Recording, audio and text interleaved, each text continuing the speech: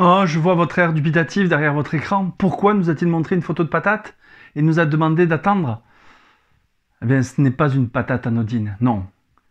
C'est The Patate. Elle a travaillé dans la saga Star Wars. Et elle a joué dans le plus grand film d'action et d'aventure de tous les temps, Les Aventuriers de la Patate Perdue. The Patate. Alors je sais ce que tu dois te dire. Quel est le rapport entre le comics de Batman que tu vas nous présenter et la patate? Aucun rapport. Voilà, c'était juste comme ça, une petite blague.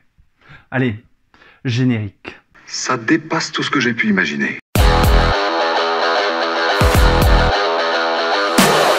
Bonjour et bienvenue dans les comics de Fred, je suis ravi de vous retrouver pour cette nouvelle vidéo. Et aujourd'hui, je vais vous parler de Batman Dark Patterns, le volume 2. C'est scénarisé par Dan Watters et c'est dessiné par Hayden Sherman, le tout édité chez Urban Comics. Bon, de quoi ça parle ce volume 2 de Batman Dark Patterns? On est à Gotham City, il y a une étrange tour où résonnent les voix des vivants et des morts. C'est l'une des tours Bledin. La police est en train d'encercler l'immeuble et la tension monte sérieusement. Dans cette tour, l'officier Peterson a perdu la vie et sa collègue a été prise en otage. J'aime me battre. Le commissaire Gordon retient ses hommes pour ne pas les mettre en danger et il veut éviter qu'une émeute éclate. Mais quel suspense! C'est insoutenable. Finalement, le Batman va rentrer dans la tour et il se rend compte que les résidents obéissent à une voix particulière, une voix unique.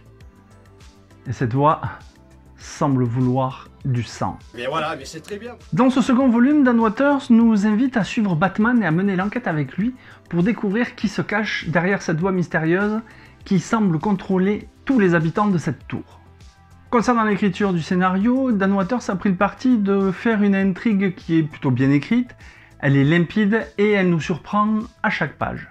L'objectif principal de Dan Watters dans son scénario, c'est de nous faire frissonner, et il y arrive puisque l'atmosphère si particulière et anxiogène y contribue grandement, et c'est un petit régal. Dans ce comics-là, on trouve aussi un vilain de la sphère de Batman, Scarface, le ventriloque, qui suscite notre curiosité et y contribue à renforcer l'ambiance anxiogène qui découle du récit. Et ce côté si anxiogène, avec l'aspect si particulier de la tour, la course contre la montre qui s'impose à Batman et la libération de l'otage, donne un rythme frénétique, haletant, qui tient le lecteur en haleine, pour un récit qui, ma foi, est un petit peu trop court à mon goût.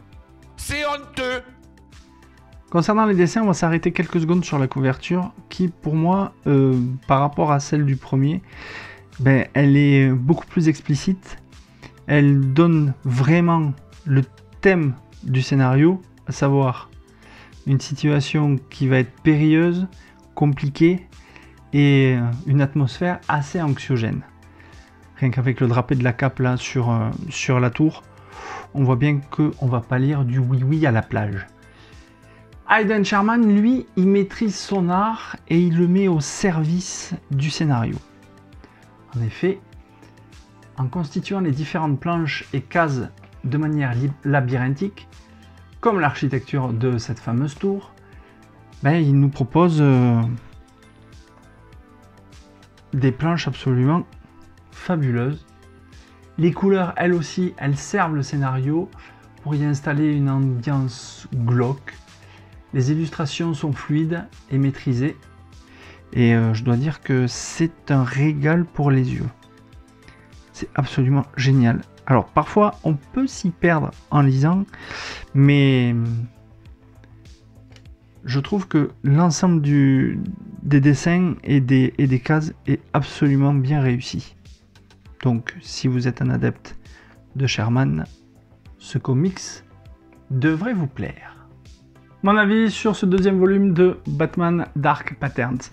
En grand fan de Batman, j'ai beaucoup apprécié ce deuxième volume car j'y ai retrouvé un Batman sans ses gadgets superflus. Et ce deuxième volume, il est plus orienté vers la survie et l'action. On a un récit qui est haletant, glauque et très anxiogène. Et ça ravira tous les fans du Chevalier Noir puisqu'on a une véritable enquête. C'est un récit qui est vraiment hors continuité et moi c'est ce que j'aime dans le personnage de Batman, c'est quand il est hors continuité. Donc Si vous êtes un fan du Chevalier Noir, je vous conseille vivement ce deuxième volume de Batman Dark Pattern. Voilà, cette vidéo est maintenant terminée. J'espère que ça vous a plu, que ça vous a donné envie de lire ce Batman. Quant à nous, on se retrouve très bientôt pour une prochaine vidéo. En attendant, lisez des comics, des BD, c'est bon pour le moral. Ciao, ciao! Tu sais ce que je vais faire de toi? Je vais te déshabiller, puis je vais te couper en rondelles, et je vais te bouffer. Ouais. Ah, le destin d'une patate. C'est fou quand même, hein?